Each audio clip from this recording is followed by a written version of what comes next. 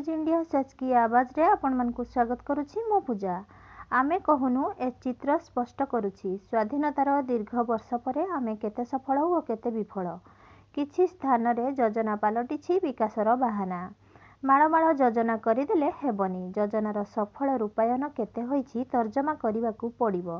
निजर फसल अमल करी शगड़ गाड़ी रे नेउथिले जमीदार आउ एबेर सरकार रास्ता जहा थिला सेया। काकिरी गुमारू 7 किलोमीटर और कोरापुटरू 35 किलोमीटर गौड़गुड़ा पंचायत अधीन रे दुईटी गाँ सुंढी अड़ची और परजा अड़ची प्राय 100 परिवार बसवास करती। नीतिदिनिया रास्ता खंडे नहीं जिबा आसिबा करियाकू। वर्षा दिने पहाड़ पर्वत घेरा रास्ता देई एमानंकू जिबा आसिबा करिबाकू पड़े। दुर्गम अंचलवासी दुख को देखिले जे केही धैर्य हरैबा सुनिश्चित। विकासर आरपारी गाँर चित्र और रास्तार अवस्था केबे बदलुछि ताहा देखिबाकू बाकी रहिला। इंजीनियर संतोष कुमार स्वाईंक सह ब्यूरो चीफ अशोक पंडांक रिपोर्ट टाइम्स न्यूज इंडिया।